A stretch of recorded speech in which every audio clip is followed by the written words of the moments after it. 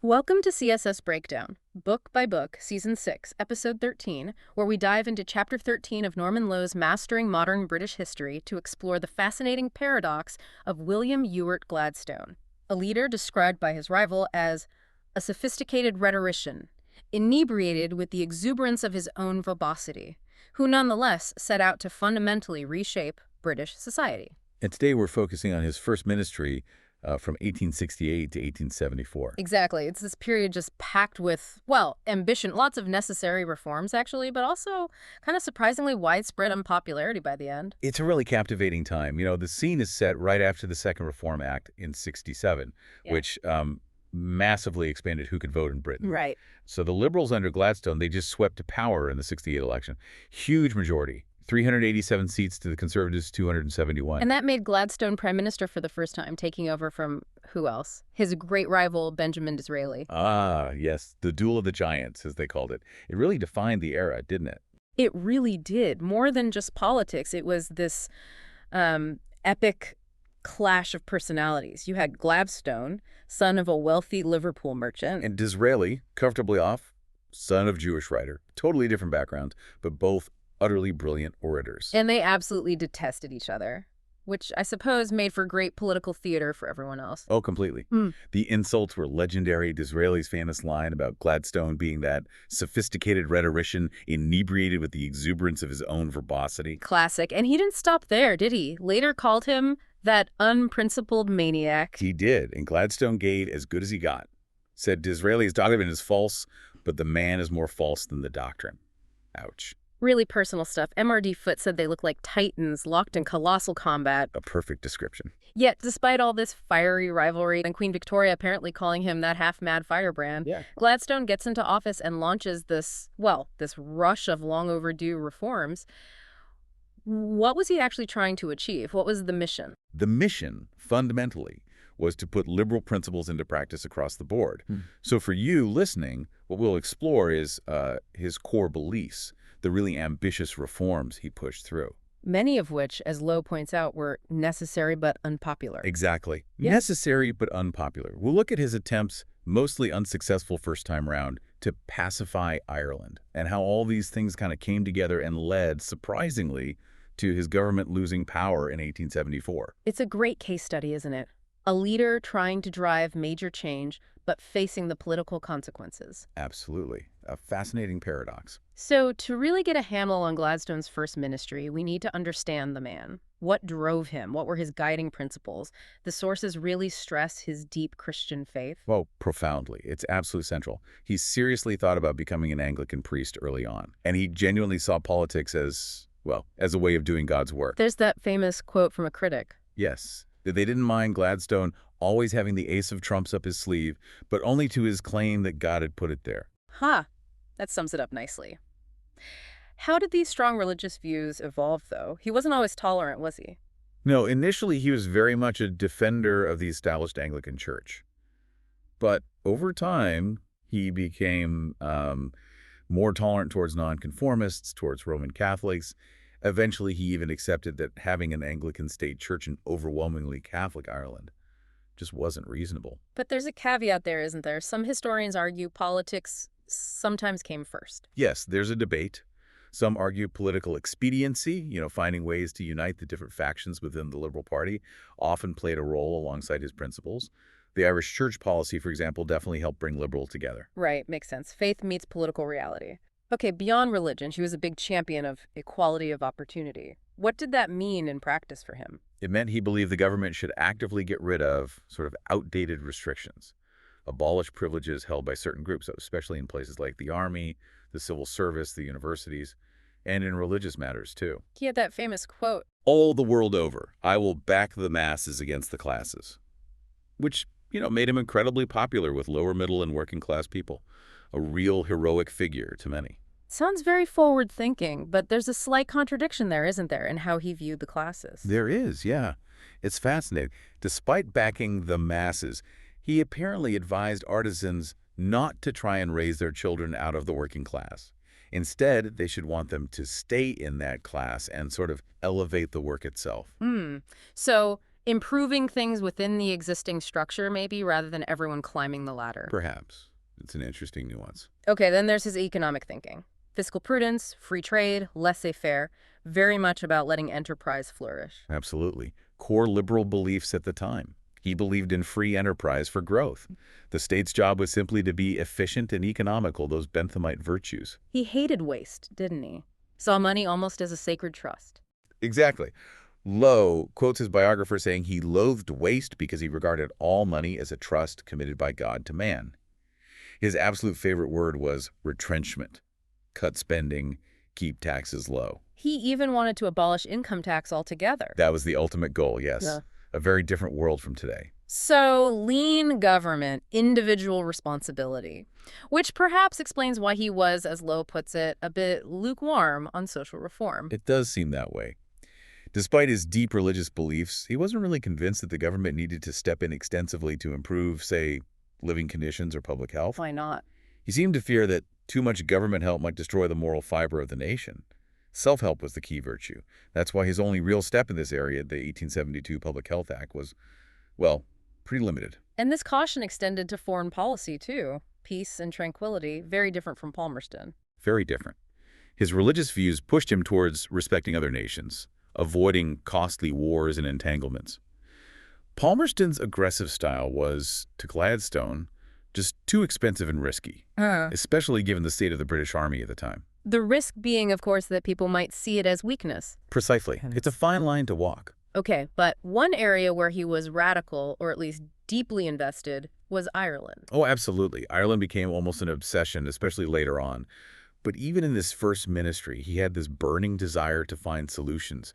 It's where he was perhaps most willing to challenge the status quo, trying to help the poor and exploited. The famous story of him putting down his axe in '68. My mission is to pacify Ireland. A defining statement. Though again, we should remember the tactical side. The Irish Church Bill was also useful for uniting those sometimes warring liberal factions. A recurring theme. And finally, just consolidating his own party. He had to keep the liberals together, right? And win over those newly enfranchised voters. Definitely. He consciously cultivated this image as a populist leader. He used publicity brilliantly, toured the country, especially industrial areas, held mass meetings, wooed newspaper editors. Like the Midlothian campaign later on? Exactly. Thousands of working men standing for hours just to hear him. But holding the party together was a massive challenge. It was such a difficult coalition. You had aristocratic Whigs, radical Benthamites, nonconformist Anglicans. And Gladstone himself had been a Tory, then a Pelate, before landing with the Liberals. Right. So he was always looking for causes like that Irish Church Bill that could kind of bridge the gaps and keep everyone on board. Okay, so that gives us a good picture of the man and his aims. Let's dive into those actual domestic reforms, the necessary but unpopular ones. It really does seem like every big change upsets someone important. That's pretty much it. But Gladstone, fortified by this belief he was doing God's will, just pushed ahead. Right. Let's start with education. Forster's Education Act, 1870. What was the problem it tried to solve? Well, by the late 1860s, the system of elementary schooling, mostly run by religious voluntary societies, just wasn't enough. There were huge gaps. Forster's Act aimed to fill the gaps by setting up school boards funded by local rates wherever the voluntary system was inadequate. So more schools, better access, promoting that equality of opportunity idea. Exactly. And ensuring basic literacy, which Gladstone also saw as important for people to be able to read the Bible. But it caused huge problems. With who? The nonconformists. They were furious about how religious instruction was handled, feeling it still favored the Anglicans in many areas. Tremendous opposition. Okay, next up, the University Tests Act, 1871. This tackled a long-standing injustice. Basically, only members of the Church of England could hold teaching posts or fellowships at Oxford and Cambridge. The act abolished these religious tests, opening the post to people of any religion or none. So that must have pleased the nonconformists after the Education Act, Rowe. It did please them, yes, but not enough to fully reconcile them. And on the flip side, it really angered some high church Anglicans. Lord Salisbury attacked it bitterly in the House of Lords, upsetting people on both sides. Seems to be the pattern. What about civil service reform in '71? That sounds like a straightforward improvement. You'd think so. Before this, getting a job in the civil service often depended on who you knew patronage, or even just paying for a position. Led to a lot of, lazy or incompetent officials. So Gladstone wanted to change that. He and his chancellor, Robert Lowe, pushed through orders introducing recruitment mainly by competitive examination. Open it up to the best brains, regardless of background. Make it more efficient.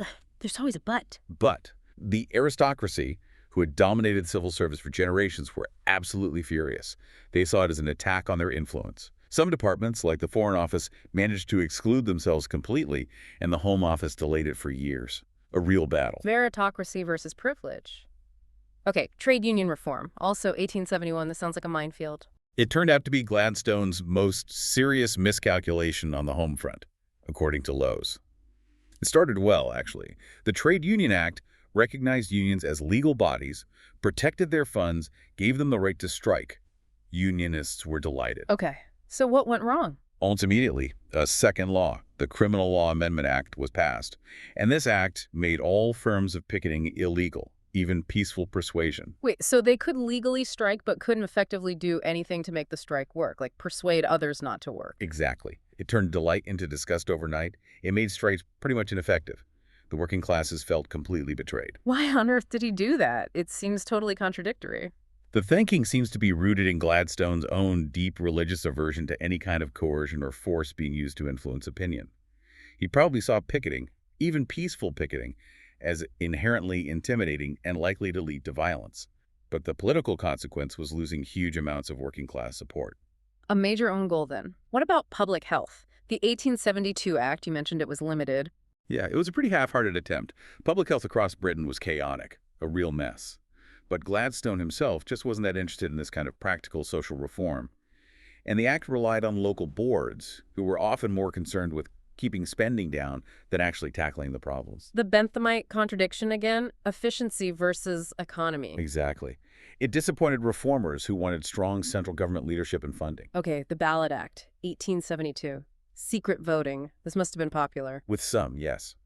Before this, voting was often public, like a show of hands, which meant landlords or employers could easily bribe or intimidate tenants and workers into voting their way. So the Ballot Act made voting secret. Yes. It definitely led to more orderly elections, though it didn't completely stamp out corruption until later reforms in 1883. But guess who didn't like it? Landlords and employers. Precisely. They lost that direct control over people's votes. It was highly unpopular with them. Even some senior liberals, like Lord Hartington, were very critical. More influential people upset. And then, the one Gladstone himself blamed for his defeat. The Licensing Act of 1872. Alcohol. Ah, yes. Drunkenness was a massive social problem in Victorian Britain, a real moral issue for many reformers. This act was actually quite mild in retrospect. It gave local magistrates the power to grant licenses, which meant they could close pubs in areas deemed to have too many. It set closing times midnight in towns, 11 p.m. in the country, and banned adding stuff like salt to beer to make people thirstier. Seems reasonable enough on the surface. Why the huge backlash? It hit a raw nerve. Hugely unpopular with the working classes, led to near riots in some places.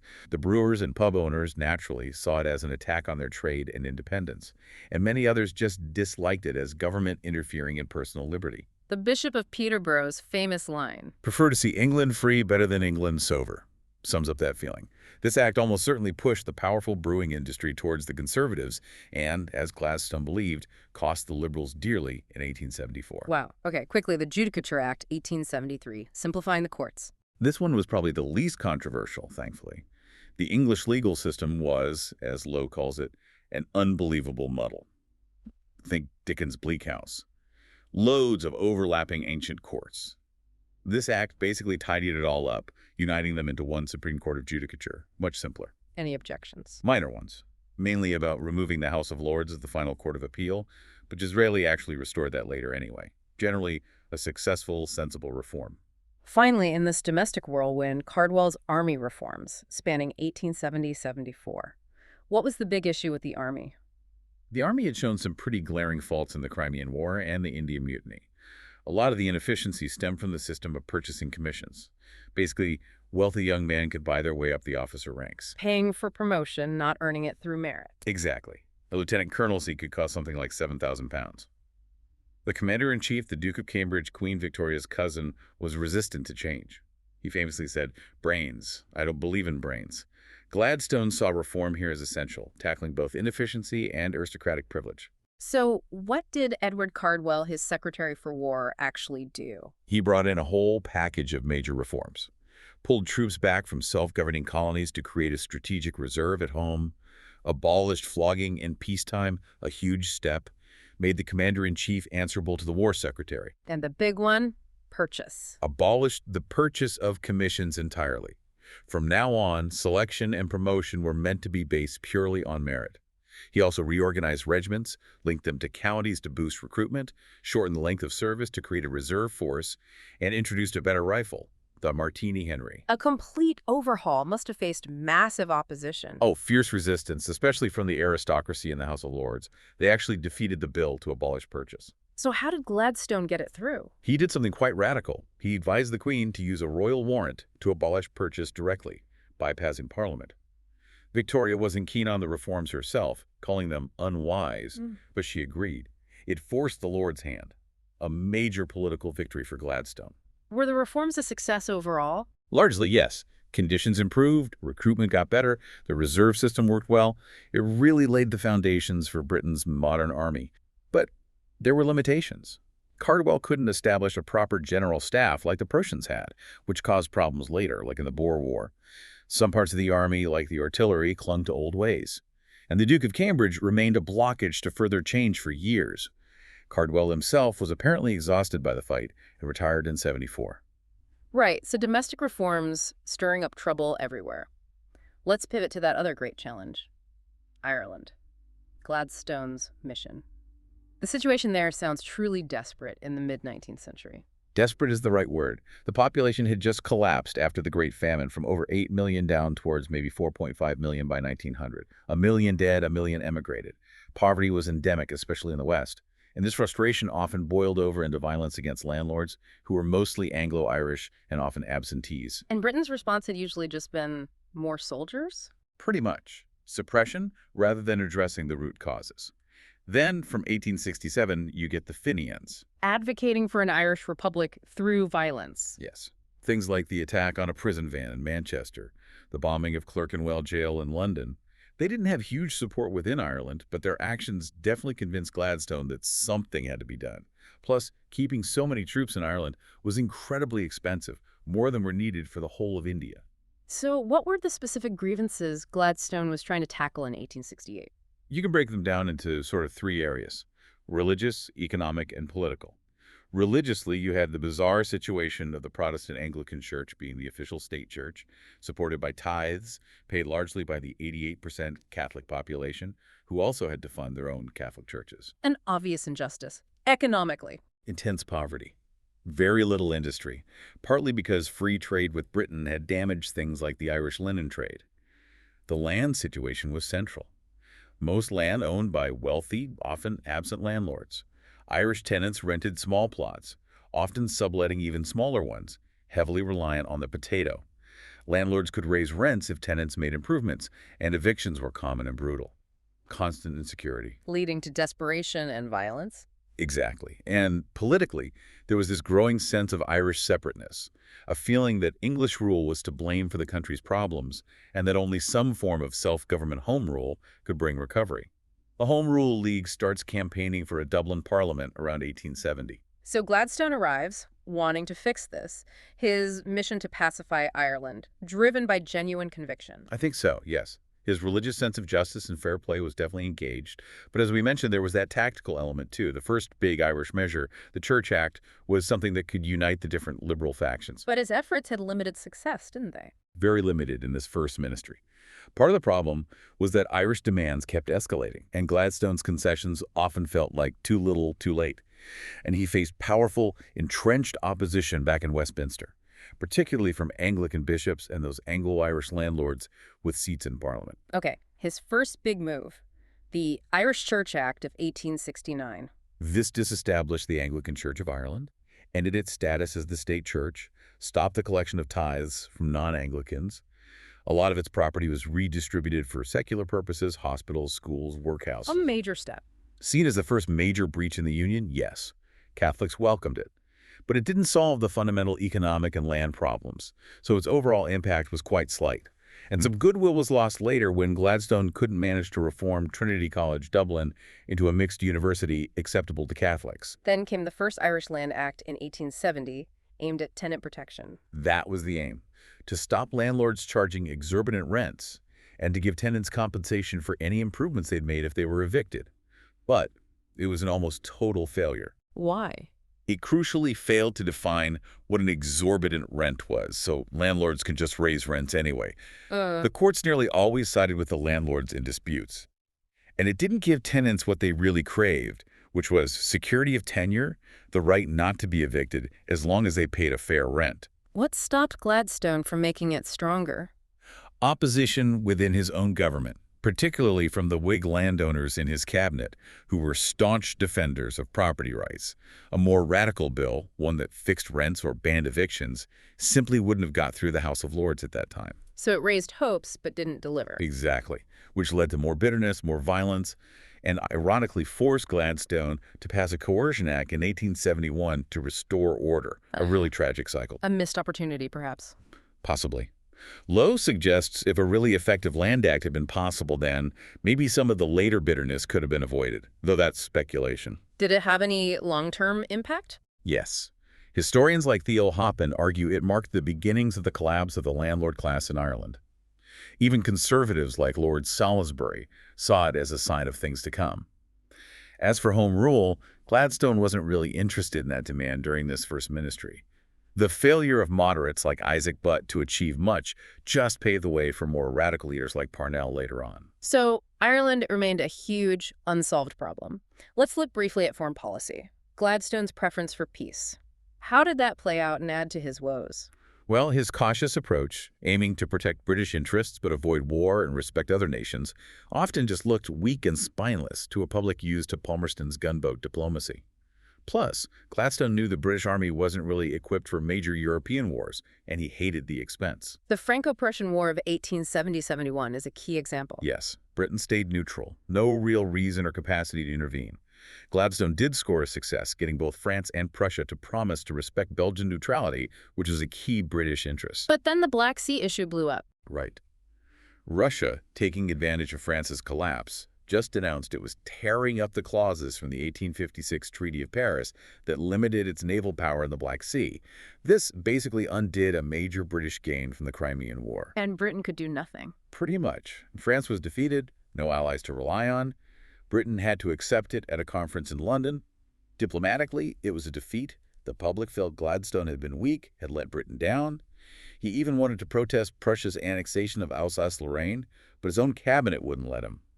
Reinforced that image of weakness. And then the Alabama case rubbed salt in the wound. Definitely. This was the dispute with the U.S. over compensation for damage done by Confederate warships, like the CSS Alabama that had been built in British shipyards during the American Civil War. And Britain ended up paying. Yes, an international arbitration panel awarded the U.S. $3.25 million in damages in 1872. Morally, it was probably the right thing to do, settle the dispute peacefully, but coming after the Black Sea affair, it just looked like another humiliation. People thought Gladstone lacked backbone. That was the perception. Widespread feeling the compensation was far too high. A Tory MP said the Liberals had a strange mania for eating dirt. Lowe mentions Gladstone being booed when he went to St. Paul's, while Disraeli got tumultuous applause. Shows the public mood shifting. Okay, so adding it all up, unpopular reforms at home, perceived weakness abroad, the Irish situation unresolved, leads us to the 1874 election. Gladstone called it expecting to win. It seems he did. He made abolishing income tax his main pledge, thinking that would be a winner. But he'd lost a lot of by-elections. Calling the election in January 74 was a big miscalculation. He was apparently astonished and dismayed by the result. A decisive conservative win. Absolutely. Conservatives got 342 seats, Liberals only 251. Major swing. So the unpopularity of the reforms really did bite him. It seems undeniable. You tick off the groups he alienated, the upper classes and aristocracy through civil service, army, and Irish church reforms. Landlords hated the Ballot Act. The working classes felt betrayed over the trade union laws and disappointed by the lack of social reform. And the Licensing Act. Gladstone himself blamed that one heavily, the torrent of gin and beer.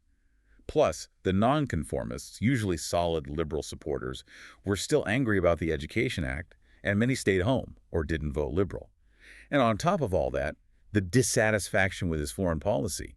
He'd lost the backing of key groups that brought him victory in '68. And Disraeli was ready to pick up the pieces. Disraeli played it brilliantly. His speeches, like the one in Manchester in '72 calling the Liberals a range of exhausted volcanoes, were very effective. He offered a different vision. Conservatism focused on empire, on improving the condition of the people. He capitalized perfectly on Gladstone's weaknesses. And the Conservative Party machine was working well. Very efficiently organized. Plus, many of those working-class householders who got the vote thanks to Disraeli's Reform Acts in '67 maybe gave him a belated thank you by voting Conservative in '74. And one final factor, the Irish vote changed. Yes, that secret ballot introduced by Gladstone's own Ballot Act had an unintended consequence. Irish tenants could now vote for who they really wanted without fearing their landlords. The result, 59 Irish home rulers were elected to Parliament for the first time. A new force, eating into potential Liberal support. So it really is a fascinating paradox, isn't it? Gladstone, this leader driven by such strong moral principles, wanting equality, pushing through genuinely needed reforms. Yet ending up deeply unpopular, alienating so many different groups, even the ones he arguably wanted to help. Political irony at its finest. And that incredible rivalry with Disraeli just running through it all, shaping British politics in such a dramatic way. It really did. That duel set the stage for so much that came later. Which leaves us with a final thought for you, our listener. Was Gladstone's downfall in '74 his failure in Ireland because his principles were just too advanced for the time? Or was it maybe his own unwillingness to compromise, his perhaps rigid adherence to those principles that stopped him achieving more? How different might things have been if those reforms had been, say, even more radical or maybe implemented more cautiously? Something to ponder.